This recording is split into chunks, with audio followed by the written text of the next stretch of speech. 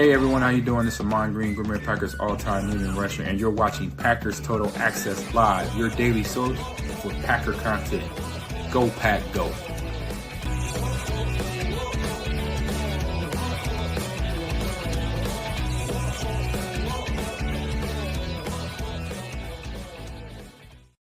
Hey, what's up, guys? Welcome to Good Morning Lambeau. My name is Clayton. You can check us out on Packernet.com. Find me on Twitter at Packers_access. You can email us, PackersTotalAccess@gmail.com. You can text us, 865-658-5824. Join alongside Jacob the Beard in Wisconsin here to talk some football as we get a little closer to kickoff here tomorrow night for Monday Night Football with the Saints. I know we got a full slate of games in the NFL today that are going to have playoff implications. We'll kind of walk through the playoff simulator, give you guys an idea of who to root for and who to root against, of course. We're also going to just kind of walk around social media, see what's going on around Packers, the Green Bay Packers world here, and we may have time to hit on some contracts as well. All right, Jacob, man, tell me what's been going on, Bob. How you doing this morning? I know you. We just got you for a short bit here early on. You got to get out and be productive. How you doing, man? Dude, I just woke up. I'm not gonna lie, and I'm approaching the age where if I sleep wrong, I'll be sore for like 3 days. Right. I slept on my shoulder weird, and I can barely breathe right now. I don't know what's happening. Yep. But anyways, I'm alive. That's it, man. You get those trap muscles once they start to tighten up. Every deep breath you take, man, you can't get comfortable. You're constantly looking for a spot to try to. That's about how I feel. Yeah, exactly. All right, let's see here. Let's take a walk through the chat real quick. I know we got Nick McSwain in the house. We got Ron Sample, Chris in, HR_money YT. I don't think I've ever seen you in here, man, or she. I don't know. Welcome to the show. Appreciate y'all. Dylan in the house. We got Blake B. We've got Josh Hooley. We got Cannonball John. Too old for this. It's funny. We went 30 minutes early, and everybody's here, man. They always seem to find their way in. We appreciate y'all for sure. Let's see here what Blake B had to say real quick. Wouldn't it be hilarious? I swear, no matter how much I try to adjust this, Jacob, you guys are always covered up by the comments. Yeah. There we go. Let's see if this helps. All right. Blake B says, wouldn't it be hilarious if LaFleur brought on Flus as a consultant next year? Those guys hung out at the Marquette basketball game together last spring. That would be funny. And listen, everybody laughs at Eberflus. Eberflus was a great defensive mind, man. He came from the Indianapolis Colts. They played predominantly zone defense. He was one of those guys that could really coach up a linebacking core. And he had that defense humming. Jacob, they were a top 10 defense pretty much the entire year that he was the coach here, right, this season. So I don't think he's a bad coach. It's just you kind of know where I stand on that. You guys have heard me say it 1,000 times. I'm not big on defensive-minded coaches being head coaches. You know what I'm saying? Yeah, for sure. It is funny, though. I mean, we talked about multiple times just how miserable it is to be a Bears fan. And this year it's the epitome of being a Chicago fan this year. And they keep Xing guys out. They keep firing people. They keep removing people, benching people. And it's the same situation. It's almost as if that the entire organization is rotted to the core. Just saying. I'm telling you, man, culture is a real thing. And people roll their eyes and they laugh about it. But, man, it's a real thing. And some players look at it. I've heard Pat McAfee say this, and there's probably some truth to it too, that if you're winning, you got a good culture. If you're losing, you got a bad culture. But I'm telling you, it's important to have men and women in your organization that genuinely care about what you're trying to accomplish. And on top of that, you got to have people at the top and specifically around football that are good football minds. And to me, that's where Chicago's dropped the ball. They went and got Ryan Poles, and Ryan Poles, I'm sure he's great at, what he's good at doing, but you need somebody at the top that can oversee the entire organization from a football perspective. You hear Coach Lombardi, Michael Lombardi talk about that all the time. You hear Coach Belichick talk about it all the time. It's, you've always got to have that guy at the top that knows what the heck's going on. And you think of the great Green Bay Packer teams in history. Ron Wolf was that guy, right? You had Bob Harlan was one of the nicest men you ever meet. And the things he did to revamp Lambeau Field, he'll go down as one of the all-time Packer greats, right, in terms of the front office executive, that type of branch. But when they bring in Ron Wolf, who had studied under so many great football minds, it was a football mind from the top bleeding down into the organization. And the same thing applied with Ted Thompson, who obviously was an understudy of Ron Wolf. Ryan Poles, great at what he does, I think, in a certain sense. And he's come from a great lineage too. And we won't go through that entire general manager tree, but you just got to have somebody at the top, man, pulling the strings that are like, hey, look, we've been there, we've done that. We know exactly what kind of culture you need to create. That's what Detroit's done, Jacob. Detroit's created a hell of a culture. Whether we love them or hate them, they've got a really good culture up there. So let's see here. Josh Hooley in the chat says, also go Irish. Yes, sir. Big win for the Notre Dame Fighting Irish this weekend. Is a lot of fun. If you guys haven't seen the video, I was going to retweet it, but there was some language in it. If you go to Will Compton and just comb through in the last 12 hours, he put a tweet out of some of the Irish players getting hopped up on the field before the game. And first time I'd ever heard somebody say 4 quarters of FU football. And, boy, those boys were ready to roll, no doubt. We'll see how they do it the next round, though. It's about to get real in the college football playoff. Nick McSwain, think Tank Dell injury was gruesome. Hope he's okay. Man, did you see it, Jacob? You're muted, brother. Yeah. Oh, you're still muted. What's going on? I got it. I'm a little squeamish when it comes to that stuff, but I heard it when I was at work and I had to look it up like an idiot. And it was rough. And honestly, I mean, thoughts and prayers obviously go out to him because he's already been through a really bad injury that could have been career ending. So I don't know. The one thing, he caught the ball and he made the touchdown, which, you know, God forbid if that's his last catch in the NFL, at least he went out really, really awesome. Honestly, or hopefully we all hope that he's going to be okay. It was tough watching the way CJ Stroud reacted. I mean, he was clearly emotional. He wouldn't leave his side while he was getting loaded up into the ambulance or whatever they had there. It was not good, man. It was tough.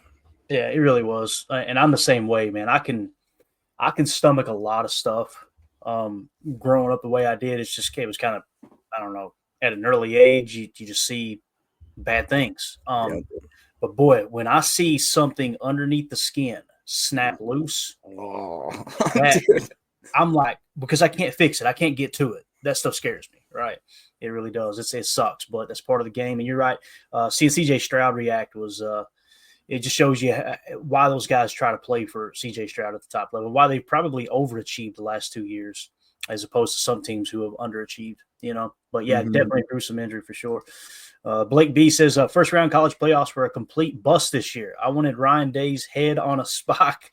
Now I have to settle on my Wolverines handing him another L next year. Blake, I was with you on that, man.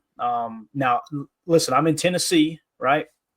And it got really loud down here with the Vol fans. They were going to go up and they were going to take care of business. And Jake, a bunch of them made that trip to Columbus. There was a lot of people said he had never seen that many away fans at the shoot.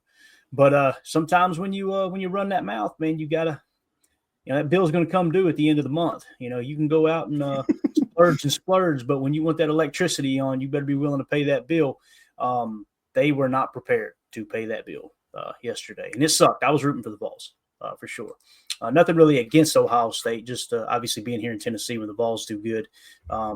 Everything does good down here business-wise. So, all right. So that's pretty much everybody in the chat. Jacob, I know we've got you for a limited time. Is there anything you want to talk about before we dive into some of the topics I got, man? Anything at all? It's the forefront of your mind. I mean, honestly, not exactly. It's kind of weird having back-to-back Sundays where we can watch other teams. I am kind of curious as, you know, I don't want to say that we're not a lock yet, right? We're like something like 97% to make the playoffs. If we went today, or I'm sorry, tomorrow, I think we would be a lock. I'm interested to see maybe, I don't know if you could, but what the playoff picture looks like, if that's possible, just to kind of see where, what games would be kind of dictated by today's performances. So I'm going to give you guys a spoiler alert. I've already walked through the entire rest of the season kind of scenario. I don't see a scenario where we can win the North. I'm pretty sure that we're out of that. And maybe I'm overlooking something, but in terms of today, worst case scenario, and we'll walk through it here with the playoff simulator. If everything were to go against us today, and we lose tomorrow, we would fall to the 7th seed. Okay. So let's walk through it. We can go best case scenario and worst case scenario real quick. All right. Let's say that let's go best case scenario first. The Jets beat the Rams. Let's say that Philly beats Washington. Let's say the Giants beat the Falcons. And some of you guys are going, there's no way this is going to happen. I'm with you. Let's talk about this scenario per se. The Panthers beat the Cardinals. Let's say that the Bears somehow beat the Lions. Of course, they're banged up. Let's say the Seahawks beat the Vikings.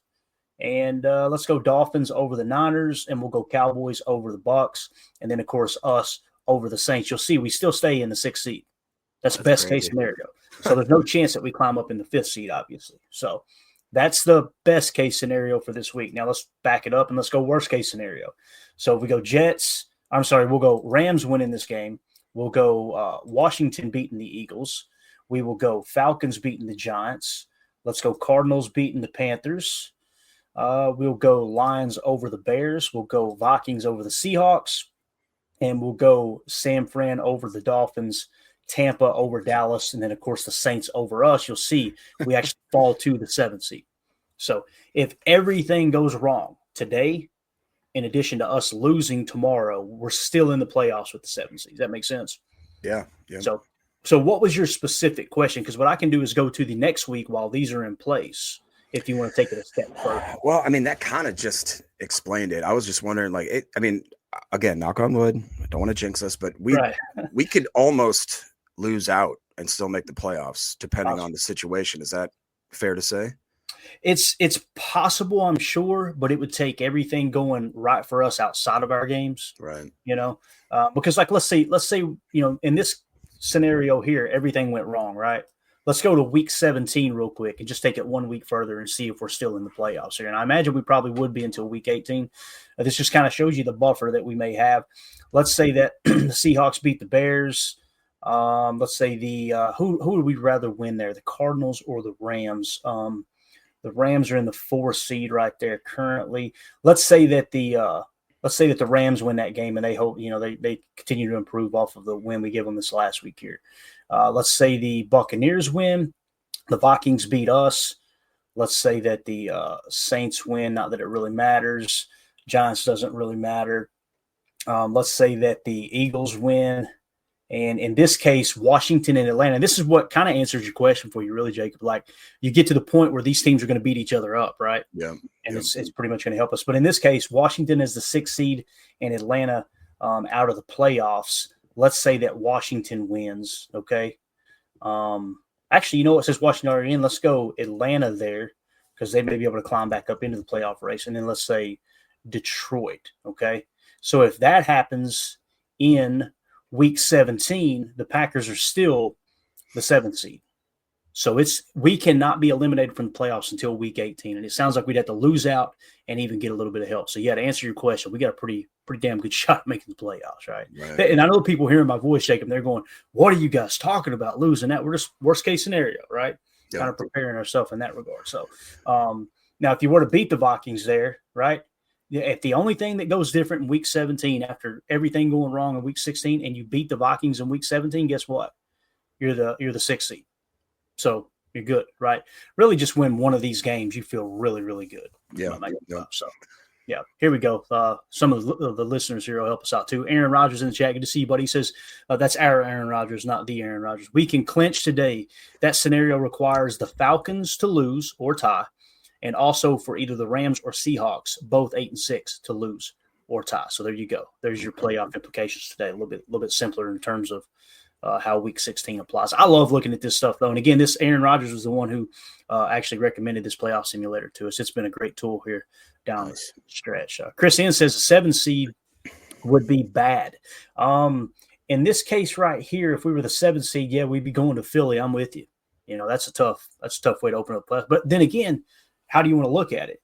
If you're playing arguably the best team other than the Detroit Lions and you somehow beat them, boy, the momentum you create, you got to face them. You got to face the best teams at some point, right? Whether it's a lower seeded team that upsets another one. To me, I've always looked at it like, if the Rams somehow get hot and they end up beating Philly at some point, and then we have to face the Rams are a better team than the Eagles. I look at it that way. I know many people don't. I learned that when the Rams won the Super Bowl that year, Jacob. And everybody was, that wasn't even the best team in the league. The hell it ain't. They made it through the gauntlet. That's the best team in the league is how I look at it. But, anyway, anything else there? I am actually excited. I'll have my earphones in today trying to listen because that Lions-Bears game at noon, definitely a lot of indications as far as what's going to happen in the North. And plus, it's always fun. Even like if there is a snowball's chance in hell that the Bears could pull up an upset, it's so fun to watch that, and the more likely scenario is that we get to watch the Bears get absolutely stomped into the ground, get more clips of Caleb Williams on the sidelines, just making it just a joke of himself. And then right away, then at 3:05, we got the Vikings Seahawks game, which is another implication much more for the playoff picture going forward. And I think somebody in the chat here brought it up too. It's like right here, Blake B saying, I'm curious to see how many more injuries the Lions can withstand, especially on defense. I added that. Going to be a bitter cold day at Soldier Field today. I mean, and you guys know we never pray for injury. We're not that kind of fan base. But at some point, the jig is up with Detroit, man. I mean, what do they have? Like 20 of their starters are on IR. I think their whole defense, other than maybe Brian Branch and another safety, who are both questionable now going into the game. Other than that, I mean, they have no starters anymore. And that is a testament, like you talked about with the culture there. And with the biting kneecaps, man, everybody laughed at Dan Campbell. And look at what's happened. I mean, that you talk about a turnaround of a franchise from, I would argue, strictly culture. That's what he's done. I think it's a great point. And I was one of those people that was like, man, that was cringy listening to that press conference. Then a couple of years later, you're going, damn, they bought in. You know, it is what it is. Nick McSwain says the Lions seem to always have issues with the Bears. You know, you remember, Jacob, on Thanksgiving this year, right? The Bears, the Bears really lost that game. The Lions didn't win it. So it should be a dandy out there for sure. I'm excited about it. It is going to be cold. I looked it up, and it was going to be like around kickoff was, I think it was under 30 degrees. No snow in sight, but you know how it is this time of year too. That shadow casts a little bit early. It gets chilly in the shade. We'll see what those Detroit Lion third stringers are going to do today as they continue to battle injuries. Let's see here. Aaron in the chat says, Clayton, did you see that both Gibbs and St. Brown think Green Bay is the team you don't want to play? I did not see that. Yeah, they did an interview. And Gibbs, man, you could see he didn't want to say it. He was like, Green Bay, he's like, they're good. They're good. And I think about it too. Like we talk about a game we probably should have won, barring a few, missed calls here and there, missed opportunities. The Lions know, because we played them harder than any other team. I think up to that point, or until that point, we were the only team that's put up 30 on them. And I just last year was kind of the same situation. I remember the Lions have a lot of respect for us, specifically Amon-Ra St. Brown, and now with Gibbs. I think that should tell you something. Yeah, definitely. Aaron said he just sent the clip from St. Brown podcast. I could probably pull it up, Aaron. I just got to make sure that the screen's covered, because they'll hit us with the AI is what detects this stuff. We give credit for everything we share on here. Sometimes the artificial intelligence on YouTube will actually grab a hold of something, and then there's no one to reach out to on YouTube. So let me see if I can get it pulled up here real quick. Yep. And if you want to hit something in the chat, Jacob, I'll grab it. Yeah, Nick McSwain brought up a really great point when we were talking about the Lions IR squad. He says the Packers have the record for winning a Super Bowl with people on IR. They had 16 people on IR in 2010 when we won the Super Bowl. So it can be done, but it is, I remember that year, wasn't that the resurgence where we had guys step up that we didn't see a lot of? I remember, was it Desmond Bishop and guys like Starks and a lot of guys that kind of had to fit. I love when you just pop that in there for no reason. That'll work out. Take one on it. There we go. What's up, Murph? How you doing, Murph? All right, let's hit it. We've got that sound bot. It's just about 16 seconds long. Thank you, Aaron, for sending it over. This was on the St. Brown's podcast there. And obviously a couple guys that we don't care a whole lot about as Packer fans, but you got to respect the fact that Amon-Ra St. Brown's one of the best slot receivers in the game. There's no two ways about it. Here's what he had to say about the Packers. Who's the one sleeper team you think in For the playoffs? in NFC? Like sleeper, like you don't want to play them. Rams, Packers. On me, like I don't know the Rams, bro. Rams and Packers. You do not want to play those guys, bro. You do not want to play those guys. All right, so I love that too, because if someone were to ask me, what's the team you don't want to play, Jacob? It's the Rams. Like they've got a coaching staff that knows how to win a Super Bowl, right? They've got a quarterback who knows how to win a Super Bowl, and he can spin that thing. And you talk about taking care of his body, man. That dude has stayed in great football shape in Matt Stafford. And when we played the Rams earlier this year, guys, it wasn't a pushover, and they were missing Puka Nacua. Mm-hmm. So I completely agree with that. If I had to pick one team that you don't want to face, and I know people are like, oh, you mean you'd rather face the Eagles over the Rams? I think that's a tough conversation to have. But sometimes when you're one of the best teams in the league, we've seen it as, making it to the NFC Championship and then just kind of falling off the ledge there. You kind of run out of gas at the end. Those teams that catch a little bit of momentum going into the playoffs, it's exactly how we won in 2010, right? So There you go, Brambo. Yeah, Rams have their weapons back on offense. And again, man, Sean McVay has got those guys bought in. I love McVay as a coach. I know there's some people that don't like him, but I think he's a hell of a coach for sure. Thank you, Aaron, for sending that over. Go ahead, Jake. Ron says LaFleur doesn't lose to McVay. It's an unwritten NFL rule. He does have his number pretty much. I like that. He does, yeah, and that's definitely probably Matt's best friend in football. To be honest with you, people always draw a parallel with Kyle Shanahan. You can tell that Matt and Kyle don't get along great. There's something there between those two guys, and I think it goes back to the Aaron Rodgers deal because they had sparked that whole problem with Aaron that year. People make it sound like the Packers were shopping him around. They were not. The 49ers called and asked if Aaron was available, and then someone in the 49ers organization leaked the information out that they talked to the Packers about trading Aaron Rodgers, and Aaron Rodgers was like, whoa, y'all are trading me? And you know how insecure Aaron is, right? I can comfortably say I'm an insecure person. You guys watch his show, you can tell I'm very insecure, so this isn't a knock on 12. It's just that was them trying to force Aaron out of there, them meaning the 49ers, because they were so concerned about him. And it ended up the next time the Packers faced the 49ers in a regular season, I don't know if you guys remember that handshake, but it was ice cold between LaFleur and Shanahan. So I kind of feel like there's something there. But when it comes to McVay, man, there's just nothing but love and respect between Sean McVay and Matt LaFleur for sure. So, but you're right, man. I wonder Matt's definitely had his number. If there is a little bit of that, combativeness between those two or competition, whatever it is. I wonder if Kyle, once he heard that Salah was coming over, I wonder if he was like, you son of a And see, that's the thing too. Like Salah got his big break with Kyle, right? With the 49ers being the DC, and that's what propelled him into being a head coach.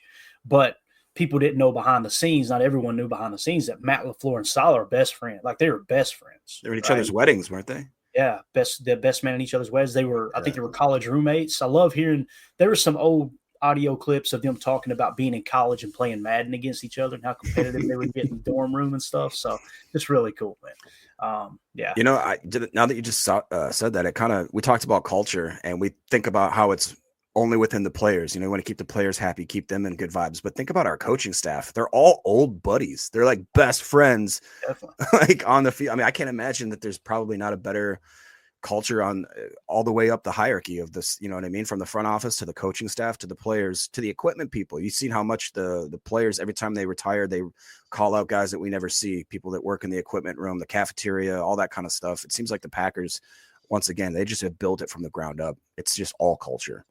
Yeah, no, I completely agree, man. And I know some people get upset when they hear that, like, hey, he's just hiring his buddies. Who would you rather work with? The people that you care about? You're going to work harder for the people that you care about, or just some random Joe like, this is just a stepping stone, my next, the next point in my career type thing, right? Like it's, J. Cole in the chat says, Kyle doesn't like Matt LaFleur. I think there's a little bit of jealousy there, to be honest with you. Let's see here. 2-0 for this. McVay always looks like a possum that just saw the best dumpster in Alabama. There you go. There's some good dumpsters in Alabama. I guarantee you that. Oh, yeah. Let's see here. Chase Green has a question real quick. Listen, you're going to waste a lot of people's time here asking questions like this. How do you beat cover 2, Clayton? Expecting the Saints to run that and rush 4 a lot on Monday. So anytime a question pops up, Jacob, about X's and O's, we got to do it. We got to do it. I'm a geek for this stuff. I remember the first person that asked me a X's and O's question. Like, I don't remember the person individually, but I remember the first time it was asked, I was like, oh, they done opened the floodgates. Let's go. This is what I absolutely love. So let's draw it up here real quick. So he's talking about beating a cover 2, and this is just a still shot. We won't roll any video. What he's talking about in cover 2, we'll try to be as quick as we can here. And Jacob, you can chime in at any point. Cover 2, this safety is going to cover deep half. This safety is going to have deep half deep down here, okay? Typically what will happen is curl to flat, right? You'll have hook curl, hook curl, hook curl, and then curl to flat. Okay, that's typically the way that the cover 2 is designed. All right, now how do you attack it? You've got what I call bunkers and the base. All right, so you can attack over top the corner, under the safety on the outside on both sides, or you can attack the base, which is just basically down the seam. Okay, so when you're talking about running the cover 2, now here's the tricky part. What teams are doing a lot is they're mixing in a little match. And it's like in the old days, a Tampa 2 was just a set where, hey, this is the call. The Mike's going to cover the deep seam. Well, today they're actually matching the 2 to 3, depending on if it's trips or a dub set. In this case, we're in a trip set technically, or a tray set, meaning 1, 2, 3 on this side, one of those being the tight end.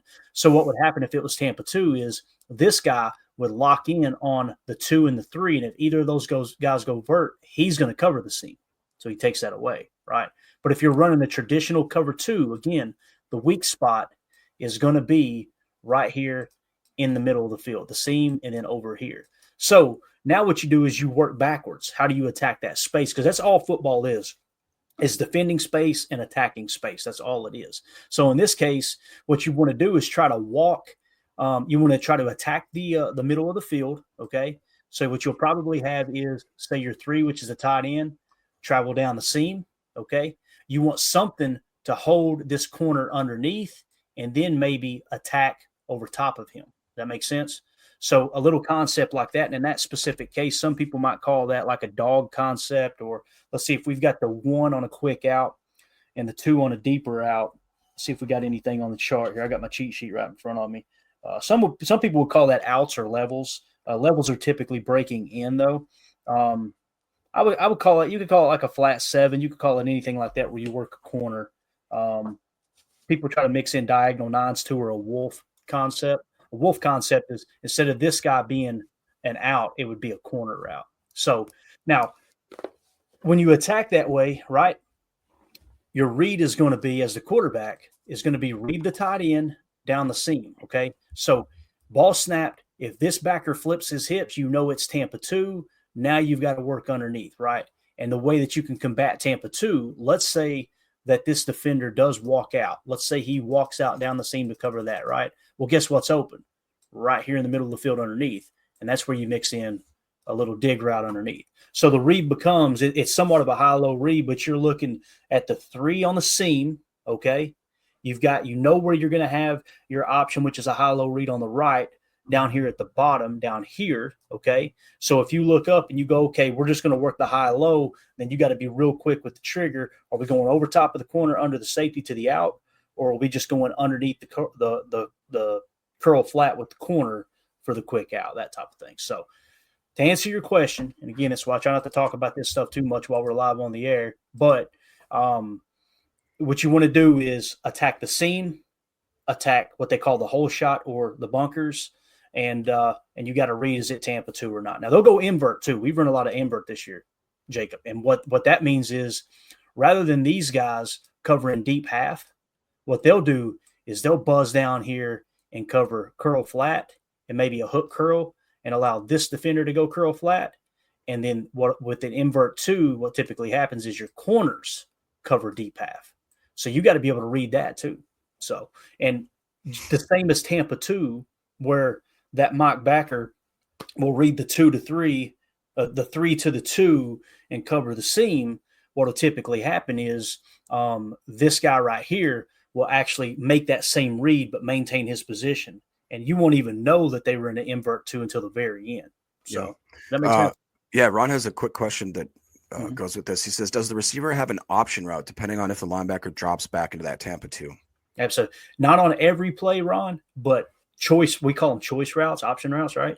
That's very, very, very prevalent within Matt LaFleur's offense. Meaning, like with the tight end, that could definitely happen. Let's say his choice route is it's going to be either a seam route, or if this backer flips his hips and goes with him, then you break it down and just run a little curl. See what I'm saying? That could be the case too. And out here on the outside, it could be if they're playing what we call a hard flat. If this corner isn't going to sink, sometimes you got cover 2 sink and you got cover 2 hard flat. If they sink, then they're willing to go like 10 yards, right? But if you notice as they get out into their break that this corner right here is actually just kind of playing shallow, playing that hard flat, if that's the case, then as this receiver right here, what you may do is go, okay, I know he gave up. Let's just run a quick curl, sit down in space. Because that's one of the easiest ways to beat zone defense is just find the space and sit. And the reason I know that I feel very comfortable saying that Matt LaFleur's offense is littered with choice routes is because you remember Aaron's last year where it was always, Jacob, the conversation was, why didn't Aaron throw to the open guy? And the Hall of Famers were going, hey, Bub, he wasn't supposed to be there. He read that wrong. The young receivers were reading the choice route keys wrong. is what was happening. So again, that's not my opinion. That's first ballot Hall of Famer Kurt Warner's opinion, right? It's not even Kurt Benkurt's opinion. People go, "Oh, Kurt Benkert sucked in the NFL."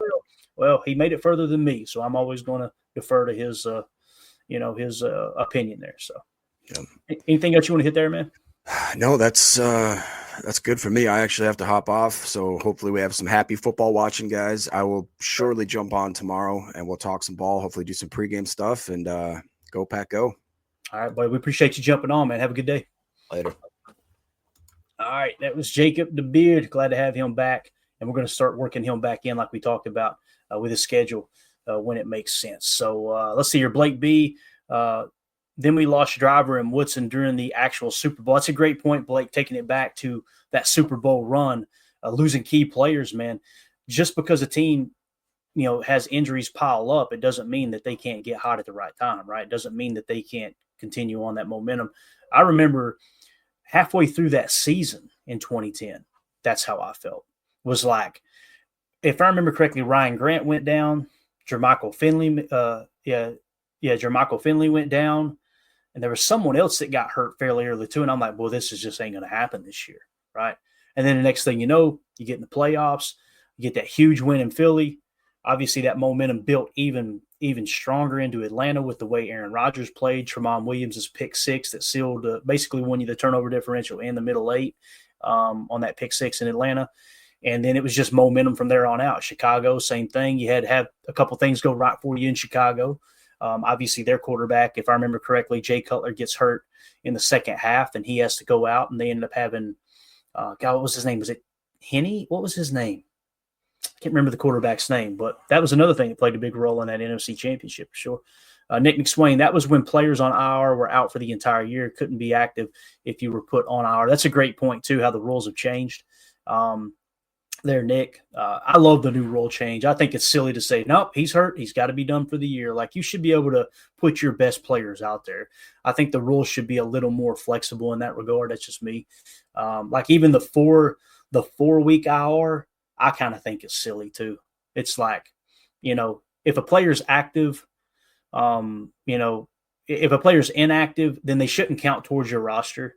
And I know this is a very simplistic way of looking at the league. And the reason the rules are in place is to kind of build that drama and build that strategic aspect of the game. And it's, let's be honest, it's a talking point rather than I wonder if he'll play or not. It's all right. You got to lower this guy. You got to throw this guy on a 4-week IR. You got to activate somebody off the practice squad or go sign someone to your active roster. A lot of things like that kind of come into play too. That's just more talking points for the league. I can kind of see why they keep the rules the way they do. Brambo in the chat, or you can just run them out of it to Jacobs could feast. It depends on how good their front four is. Now, when you're talking specifically about the Saints, yeah, their run defense is garbage. Now, doesn't mean they can't load the box to stop it, right? But I'm not a big fan. I kind of disagree with you there, Brambo. Cover 2 man, you run them out of it. But when it comes to a cover 2 zone, it's a hard defense to run against because everybody's eyes are on the ball at all times. There's no the only person that really's got to find their work, like keep their eyes on their work, is the mock if they're really, really aware of, hey, are they going to attack the seam here? Outside of that, everybody's eyes are on the ball. And you've also – this is why Tampa Bay in the late 90s, early 2000s, their defense was so damn good, was they would play Tampa 2, right, with Tony Dungy down there. And when you play hard flat with the corners on the outside, what that allows them to do is play inside out. They can play the inside shoulder of the receiver, knowing that their responsibility is outside shoulder and covering the curl flat, right? So them playing just the inside half of their receiver at the cornerback position and knowing I've only got to fall back 5 to 7 yards, they can be very aggressive with their eyes in the backfield attacking the run. And that's what who was it? Was it Rondé Barber? Yeah, Rondé Barber was great at that in Tampa Bay. And here's the thing too. Their front four could handle the run, right? It was Simeon Rice. It was Warren Sapp. You had two of the best. That's a perfect example right there of us talking about you need two dogs on that defensive line. And Simeon could play defensive end. I think he played defensive end predominantly, if I remember correctly. And, of course, Sapp would play anything from a 1 to a 3 tech and just dominate double teams and everything. You got those two guys in the middle. You got Brooks, who was your mock, who's a Hall of Famer, if I remember correctly, right? He's the one playing Tampa. Now, people listed him as a will backer, and this whole interchangeable thing has been going on for a while between the will and the mock, right? People would look at him and go, man, he was the dominant mock defender in a Tampa 2 defense, right? People talk about that all the time. Brooks down in Tampa, one of the fastest linebackers ever play the game. But if you really look at tape, most of the time he was playing will and covering Tampa, right? That's what I mean by it depends on how you want your backers to meet the run fit and which backer specifically, not the position, which backer do you want to be more involved with the run fit will determine who's going to be playing Tampa down the seam. So let's see here. Aaron Rodgers with some football news, also non-football news. Rest in peace, Ricky Henderson. Yeah, I seen everybody tweeting about Ricky, and I had no idea what was going on. But evidently Ricky Henderson passed away. What a colorful character. He was just dominant base stealer. He's one of the guys that got me really interested in stealing bases. That was one of the few things I was good at playing baseball was I had a really, really good reaction time to where I could get a huge lead and never get picked off and get a great first step. It's not that I had blazing speed, but he was one of the players that shaped me. Like watching him play football, I was like, man, there's not much more exciting in baseball than to see a player lead off of a bag and the pitcher know we can't stop him from stealing that base from us, right? And when you kind of gain an edge of that, no matter what level you're playing baseball, it's a lot of fun. So, yeah, rest in peace, Ricky Henderson. Again, he said some stuff that make you go, what did he say? I understand that. But, my favorite Ricky Henderson story, to give you an example of one of those. This isn't the dogging because he laughed about it later on in life. There was a guy named John Olerud. You guys may remember him. He played defense with a helmet on because he had a medical condition. And real quick story. I know this isn't a baseball podcast. This is hilarious, though. He ended up, I think they ended up it was either the Blue Jays together or the Yankees together. It doesn't really matter. But they ended up on a team together, and Ricky noticed he was wearing a helmet. And he was like, hey, man, I played with another guy back in wherever it was, New York or wherever it was. I played with another guy that wore a helmet in the field too. And John Olerud looked at him and said, Ricky, that was me. We were teammates back then. So Ricky had no clue he had already played with John Olerud, which is just absolutely hilarious. I'm pretty sure it was John Olerud that wore the helmet. But, yeah, rest in peace, Ricky Henderson, one of the greats for sure. Cheesehead Murph in the house. Good to see you, buddy. Says, anyone else notice that we like coaches with M names? Mike Holmgren, Mike Sherman, Mike McCarthy, Matt LaFleur. Matt messed up the mic trend. I guess we dropped the mic. I see what you did there, man. I see what you did there. I didn't really notice that, but yeah, that's pretty wild. Like, have we had outside of Ray Rhodes, right? Ray Rhodes, I think it was his name. Yeah, outside of him, everybody their first name's been an M. I have never noticed that. See, Jacob's off here. We should have queued up the conspiracy music for sure. All right. There we go. That's kind of got us caught up in the chat. I believe we're good there. What we're going to do now, let's take a walk around Twitter. We got a few minutes left here. And Tim's on the road today. Everything's good there. Emilio's asleep in his race car bed, so everybody's where they need to be today. Let's go around Twitter here. We talked about the comment that Rich Masacha made about calling his nickname for Edgerrin Cooper was Frosty. We finally got an answer to that. Matt Schneidman tweeted out yesterday, Rich Masacha told us Edgerrin Cooper's nickname is Frosty, but wouldn't reveal why. Here is the reason. We'll let Edgerrin Cooper explain it. Again, this is a shout out to Matt Schneidman for tweeting this video out from the locker room. So can you explain the nickname that Rich told us about yesterday? So it's named my horse. So my horse I got at the house is Frosty. So ever since he found out about that, that's all. Since I got here, he's been naming me Frosty. So that's it. A horse here in Green Bay or back home? No, Green Bay. Okay. Yeah. Was the horse named Frosty when you got it? Did you name it? No, that was his name when I first got him. Yes. How long you been a horse guy? Oh, well, my friends, growing up had them for a while, so that's all I've been using around. And God bless to be in this position, so I was able to get my own. So. Okay. Do you have a clause in your contract that says you can't ride the horse during the season? They're just pets right now. Okay. Pets. They're all looking good in the front yard. So. How many horses do you have? Up to. Yeah. Frosty and who? Cinco. As in like the number? Yeah. Okay. Yeah. I just want to make sure I spell it right. Yeah, I don't want to offend the horse. No, you're fine. And Matt Schneidman's tweet, he said, turns out Cooper bought a horse named Frosty. when he moved to Green Bay. He has another named Cinco here.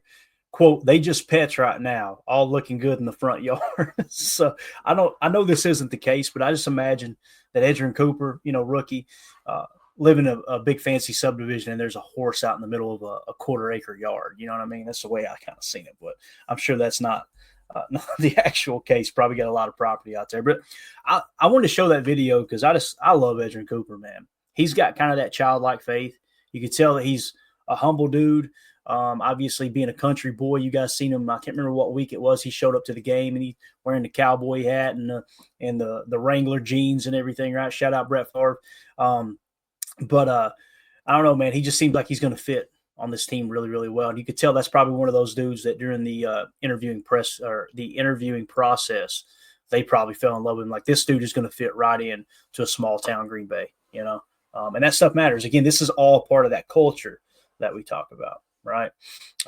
So let's see here. Chris in the chat. I'm heading to the airport shortly, headed to Green Bay, baby. Hey, safe travels, man. Enjoy the game if that's what you're going for. I'm sure it is. As Randy Moss said one time, there ain't a damn thing to do in Green Bay. No, it was Terrell Owens that said that. I disagree, though, man. It's an awesome place.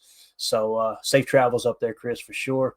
Let's keep it moving here. All right, here's a little bit of information. I mean, it's like not breaking news or anything, but we kind of talked about this. Matt Schneidman had quote tweeted at MBW_87, who said, who is likely to get most of Quay's snaps? Matt Schneidman said Eric Wilson will wear the green dot. So if you guys don't know what the green dot is, I'm sure everybody here in the chat does. If you don't, it's okay. It just means the helmet of a specific player on defense. We get one player on defense that will have a green dot on the back of their helmet, and that means they've got the radio in their helmet. Okay, so they're communicating with the sideline, or the sideline's communicating with them rather than getting the calls in. That cuts out once you hit, I think, the 15-second mark on the play clock. And he's kind of the guy that's burdened, or however you want to look at it, blessed with the responsibility of taking the call from the coaching staff, relaying the message to the defensive huddle, right? It doesn't mean that they're calling out changes, although most green dots do. Sometimes you'll see Xavier McKinney calling out changes at the line and changing the play a little bit, right? But Quay has done it as well. It just simply means that that's the player, and the reason Matt Schneidman answered this question this way, who is likely to get most of Quay's snaps. The person with the green dot is always going to get the majority of the snap. The goal is to have that linebacker on the field every single defensive snap, okay? Because he's going to be relaying that information. Now, if he were to get hurt, I'm sure there's a backup plan for another player to have a green dot in a helmet. That could be Xavier McKinney with a backup helmet. I don't know. It could be another linebacker. It might end up being Cooper, who's got a backup. They're always going to have a green dot and a backup green dot, probably a backup to the backup green dot, like assistant to the regional manager type thing, if you guys watch The Office. So, yeah, that's what you're going to see there. Now, there's a multitude of reasons why they may have Eric Wilson wearing the green dot. It's not necessarily, hey, he's our best linebacker, let's put him out there. But it might be that he understands the defense the most. It might be that his teammates respect him the most. And some of you guys may think that's silly. I think it's a real thing. I mean, think about it. We've all worked jobs, right? How many people have worked a job where you go into work that day and a supervisor that you have no respect for, they haven't done a damn thing for the team. Nobody on your work environment team, right, have any respect for them at all, and they're the ones who are telling you what to do, right? It sounds silly, but I think that's a real aspect to it too. And everyone lights up when they talk about Eric Wilson. He's a dude who's earned his stripes on special teams. We've seen him absolutely ball out this year, so he has a certain level of credibility, current credibility. I think that's probably why they chose him too. And you guys know how I feel about Eric Wilson. I personally think Eric Wilson, if you were to say, Clayton, you go out there and you set the lineup for the defense today, who are your two inside linebackers on nickel? I've been very vocal about this. It would be Edgerrin Cooper and it'd be Eric Wilson. That's my choice. And then have Quay come in on the base defensive snaps. And then after that would be McDuffie. I just think Eric Wilson has shown enough that he can be that dude. Now, where are his deficiencies? It could potentially be covering the seam, and that's where Quay excels. But what are you gaining from starting Eric Wilson over Quay? Is you got a guy who's not going to hesitate at making the decision to shoot his shot. That's where Quay, that's the only place where Quay has really come up short. The problem is he's come up short, really short, in that aspect of his game. It just seems like it's should I go? Should I jump now? Okay, now let's go, and it's too late. And you see Edrin Cooper, there's no hesitation. With Eric Wilson, there's no hesitation. But again, you got pros and cons to each aspect, and I think one of the reasons why they've decided to go with Quay the entire year, and they'll probably continue to do it until they decide if they want to extend him after next season, or maybe pick up the fifth-year option this offseason, is they wanted to run a lot of Tampa 2. That's not a theory. We know that now. It's all over the tape this year that we've run a ton of Tampa 2, and Quay, that's his strength. Who knows? That might have been why Coach Hafley leaned in and pressed into to Tampa 2, is because he said, hey, this is what Quay does really well, and great coaches put players in position to do what they do really well. That makes sense. So, that's hopefully that answers any questions there may be there. I'm trying to comb through the chat. Like I said, it's hard when you're flying solo to keep up with this. All right, I think we're good. Let's go on up here. This is interesting. I thought we just hit on it real quick. We already kind of talked about what's going on in the playoff hunt, but Fox Sports NFL put this out. This is it says who will be kings of the NFC North. Here are the remaining schedule for both the Lions and the Vikings. The Lions at the Bears, obviously today. Then it's at the 49ers, and they got the Vikings at home. Listen, there's a chance a banged-up Lions team could lose all three of those games. I think that you'd be silly to think that the Bears would be favorites, right? 49ers have been banged up too. The Vikings is probably the toughest team they're going to play here, but I think there's a chance that the Lions could drop two of those three, I know some people believe they could lose out. Some people think they could win out. Obviously, all that's on the table. But if I had to guess and I had to bet the farm, how many of those games do you think the Lions are going to win there down the stretch? I would say they'll probably win two of the three. That's just me personally, based off the remaining schedule. But a close second would be losing two of the three. But I don't think they'll win all three. I don't think they'll lose all three, if that makes sense. So Vikings at the Seahawks, Packers at home, and then at the Lions. It's obvious that the Vikings have the much tougher schedule. And this is why you kind of look at this and go, it's a pretty damn good shot at us getting that 5 seed. There really is. The Vikings could slip up here. And they could lose to Seattle. I know after the Seattle team we just played, you'd think it's highly unlikely they'll lose to them. But let's say they beat Seattle and we split with them and we beat them at Lambeau, in Minneapolis in week 17. And then they lose to the Lions. If they lose two of the next three and we win out somehow, right, then I think that would make us the 5 seed, if I remember correctly. Matter of fact, I ain't going to put it on the screen, but let me – actually, I can. I've got this. No, I've got that shared.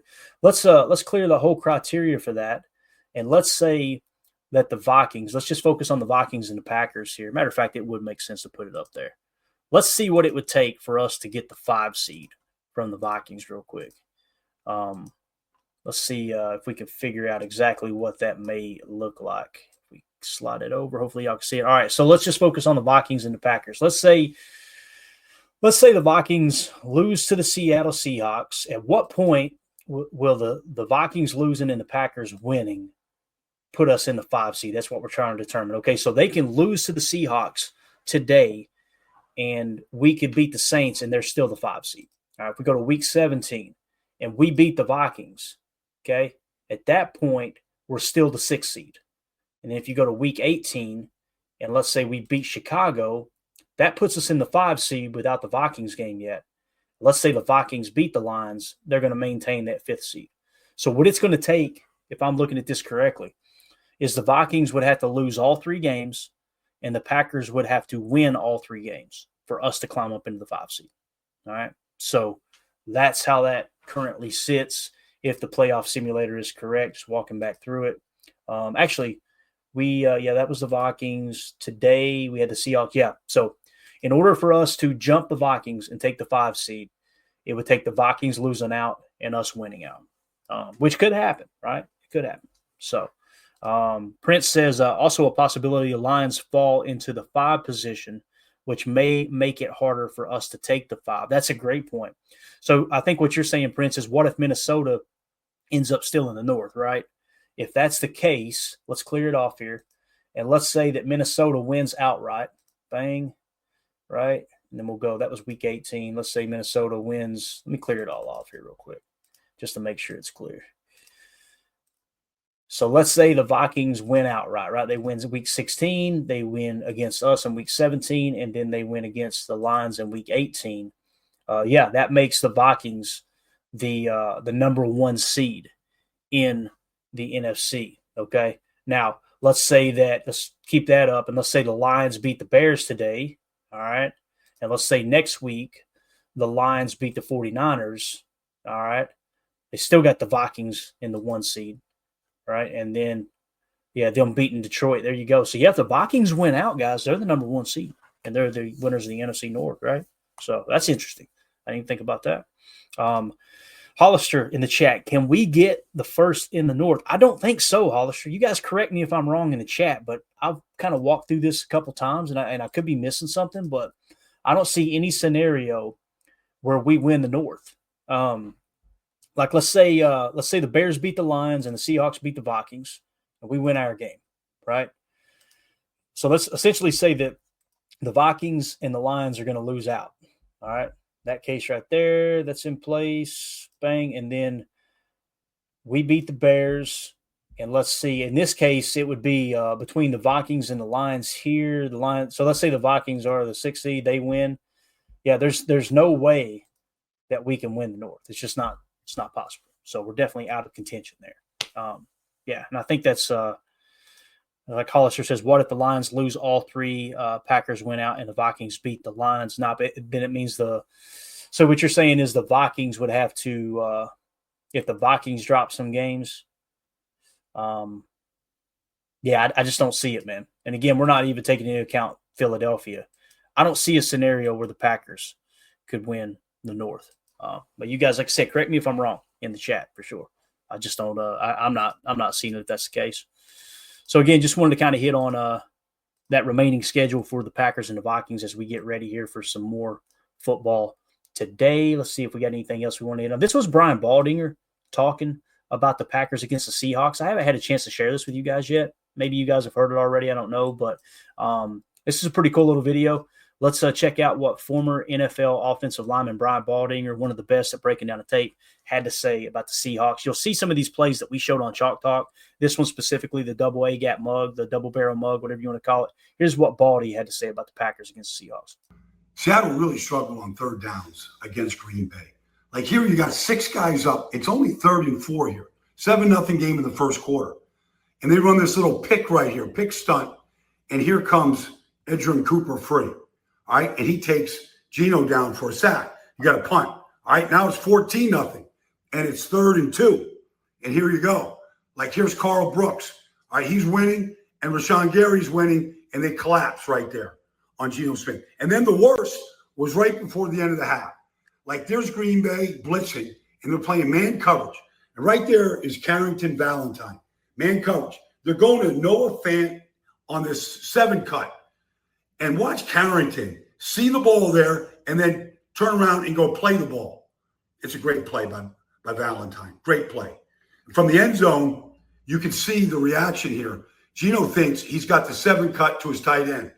Now, he's getting hit as he throws it, so he probably doesn't put it like enough velocity on it, and Carrington comes up with it. It's a great play. Packers been intercepting quarterbacks all year. But that one takes points off the board. Right, 17-3, trying to make it 17-10 before the half. Instead, they don't get any points at all because of the interception. Great job by Green Bay's defense. And specifically, great job by Carrington Valentine, 7th-round pick, 2nd-year player. And he didn't even really go into a lot of depth like we did about how it was man coverage, and he plays that fisheye, sees the quarterback through his work, turns and makes a play on the ball, and a guy he's not even covering. A great play, and I love that he mentioned it was right before halftime because again, it sealed the middle 8 and the turnover differential. Essentially, that one play won you the middle 8 and the turnover differential. And you look at the score and you think, Clayton, they beat them pretty handily. I got you. If you had to say what's the most important play from that game, that's the one for me. And I love Chalk Talk because we could typically narrow it down to 10 to 15. Most of the time, plays that you go, here are the most important 10 or 15 plays in the game. But then you can take it a level further and go, here are the top 3, or maybe even the most important play. The Carrington Valentine plays the most for me. That's just kind of how I seen it. Steve in the chat, can I be honest? Of course, you can always be honest in here, bub. I don't care what seed we get as long as we make the playoffs. And in a world like, I think there's a typo there, like to have the 7th seed. Winning the Super Bowl is much sweeter winning from the 7th seed. I love your mindset, Steve. I do. Now, listen, I'm not going to sit here and pretend like I wouldn't want to be the 1 seed. Extra games at Lambeau are awesome, especially in the cold weather. You guys know how I feel about that. But it's just get in, man. Just get into the damn playoffs. That's the goal every year. And I think that's the frustrating part that I have. And I've got to get better at this. I got to get better about not ranting on it too, but I got to get better at just tuning out the fans that want to be negative. I just got to ignore it. We always say fan how you want to fan. I gotta do that myself. I got to fan how I want to fan, and we can choose to ignore those people that are just never happy. Every year, you don't go into this year each season going, all right, guys, if we're not the number 1 seed, it was a bad year. That's not. No, the goal is to win a Super Bowl. We were the number 1 seed how many years in a row there, right? Winning 13 games and hosting playoff games and this and that. Or we were at least the division winner where we hosted one playoff game. We might not have been the number 1 seed, and we didn't win a Super Bowl. If those same people that complain about that stuff, you'd have to ask them, which would you rather have? You be the number 1 seed or a higher seed and host a playoff game and not win a Super Bowl, or be the 7th seed and win the whole thing? Now, there's no correlation there, right? It's not to say that as the 7th seed, you got a better chance to win a Super Bowl. That's silly. I'm simply saying I want the Super Bowl, man. If that means that we're a lower seed, so be it. But the goal is just to get in. That's it. It's to get in and be playing your best football as you enter the playoffs. Those are the 2 most important things as a fan base, in my opinion. So, all right, let's see what else we got in the chat. Is there anything else we need to hit on? I think we're good. I think J. Cole was kind of talking about with the playoff scenario, we would have needed to beat the Lions in the second game. I'm pretty sure that was kind of the deciding factor for the Packers not being able to win the North. That and the Vikings continuing to win, right? There is a situation where the Vikings could win the North, and if the Vikings had dropped one more game, then it could have been us that hopped into the North, right? And there's going to be tiebreakers involved as well. But, yeah. All right. I think that's it, guys. I think we're good. Let's go ahead and get out of here. There's no reason to try to stretch it into 2 episodes. Seeing it's just me, you guys are going to get tired of hearing my voice, that's for sure. So we'll be back tonight, 7 p.m. Central Time is the plan. And what we'll do is give you guys an update of the standings, all the action that happened today. Again, some of the games you want to keep an eye on today as we get ready for kickoff. We get closer to kickoff anyway. We're about 3 hours away from the first kickoff here. You're going to be looking for that Jets and Rams game at 1 o'clock. We'll be rooting for Aaron Rodgers and Devontae Adams. Kind of cool blast from the past. We want the Jets to somehow, some way upset the Rams, who are playing pretty damn good football right now. That's going to be, like I said, in Jersey at 1 o'clock kickoff. You got the Washington and Philly game is going to be at Washington, 1 o'clock. We're pulling for Philly in that one. At least I am. I feel like Philly we want Washington and these other teams that are fighting for the 6 and 7 seed to get beat up a little bit more. Philly's in. We know that. So I'm going to be pulling for the Eagles in that one. Bears-Lions, real simple. We want the Bears to somehow beat the Lions. We'll see if this could start a downfall for the Lions, or are they going to continue to find a way to win with that banged-up roster. And then, of course, in the 1 o'clock window, the Giants at the Falcons. We want the Giants to somehow beat the Falcons. We also want the Panthers to beat the Cardinals. And then, of course, you got the Minnesota game at 4 o'clock going into Seattle. We're going to be pulling for the Seahawks in that one, I believe. What's cool about that game, though, is no matter who wins, it still helps the Packers. You know what I'm saying? That's kind of a cool thing. I don't care. You want the Vikings to lose, obviously, but also with the Seahawks sitting at 8-6, there's a chance they could sneak back up and take one of those playoff spots.